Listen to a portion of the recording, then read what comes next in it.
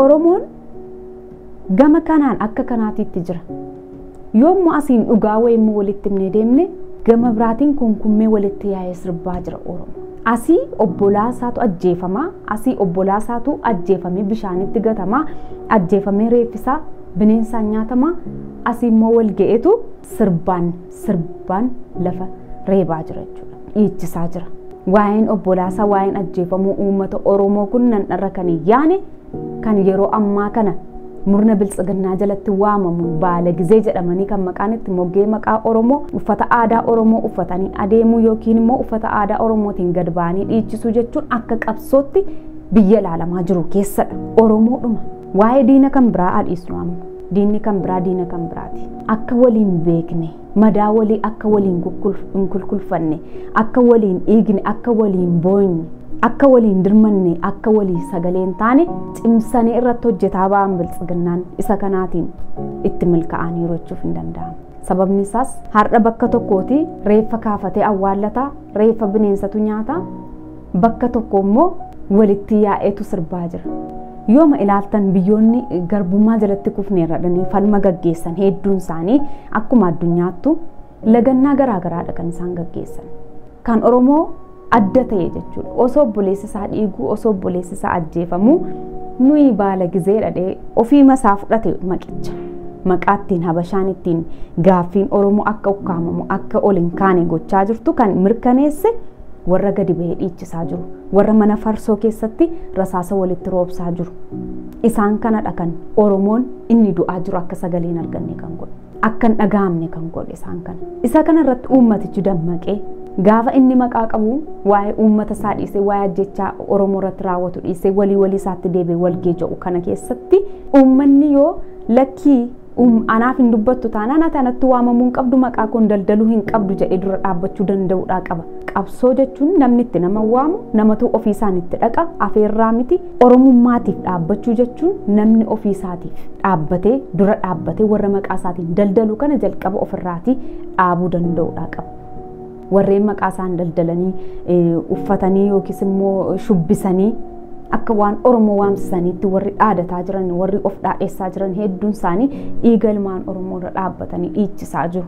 Kun waan baay'ee nama qaanfachiisudha. Saba tokko, afaan tokko namni qabu, aadaa tokko namni qabu, aadaa gargarii namni hin qabne, afaan tokko namni dubbatu, namni waliin garbummaa waanjoo garbummaa jalatti kufee jiru, lakki hanqambarrii garbummaan natti fe'amee jiru kana baadhadheetu man sirbaa dhiichisaa jiraadhaa jedhe inni tokko. Gama kaaniin immoo lakki hangarbummaa kana hin fudhadhodhee addeeffatee inni falmates inni tuun falmatiin qeema isaa keessa jirus gad baafamee rashanamaa kan jiru immoo gama tokko. Hunduu garuu Oromoodha. Kanaaf dhaabbatanii of ilaaluu barbaachisaa jedheetanii ani yaada koo guduunfuu kan hin barbaadu.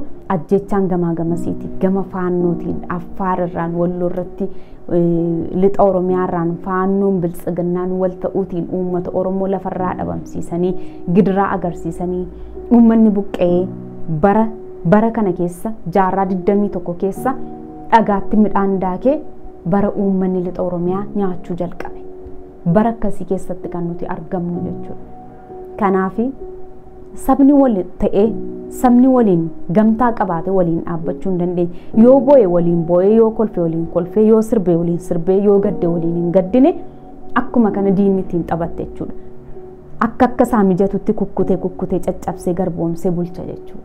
Waan nama dhibu garuu diinni kun deemee mana hundumaa osoo hin ga'iin osoo Oromoo waan jedhamu lafarraan dhabamsiisiin duubatti akka hin deebine quba qabaachuu gad jabeessanii sanarratti hubachuun nama feesisa jechuudha. Kanaaf ajjechaan dargaggoo daangaa dhinaa magaalaa Dambidolloo keessatti raawwates kan Jibaatetti raawwataa jirus kan Amboo keessatti raawwates gabaa walakkaatti jechuudha. Galaan Waddeessaatti Sibuu Sireetti immoo mukatti rarraasanii dargaggoodha kunis umrii 20 keessatti kan argaman baay'een isaanii kan ajjeefamaa jiran. Isaan kana hundumaa kan nu dhabsiisaa jiru sirna nama nyaata sirna kaleessaa deebisee dhaabuuf ijaaruudhaaf adeemaa jiru maqaa Oromootiin immoo daldalaa kan jiran. Isaan kana dura uummanni Oromoo hayyoonni Oromoo biyya hambaa kan jiru biyya Oromiyaa keessa kan jiru martuu yoo duran dhaabbatiin yoo hadheeffateen ka'in dhugaasaa walitti himamee yoo fuulduratti akkasitti walitti himamaa hin deemne immoo kana caalaa badiisaa hamaadhaaf dabarsanii wal kennutti dhaqanii adeemu. Qophii kanaan yaadachiisu kan hin barbaadu Oromoon akka sabaatti lafti isaa jaallatamee qabeenyaan isaa jaallatamee nama isaatu jibban. Nama isaas lafa isaas kabachiisuudhaaf immoo kan danda'u uummanni Oromoo yoo tokko ta'e yoo gamtaa qabaate yoo waliin dhaabbate qofa akka ta'e hubate akkuma ammaan dura waliin ta'ee kallattii hundumaan wal dhageessisee lafa san impaayera Itoophiyaa sana raasee addunyaa dhageessise akka kanaatti yoon ka'in ajjechaan kun mana manatti hundumaarra dhufe Oromoo sabni jedhamu dur ture jedhamee akka seenaatti odeeffamuudhaaf deema.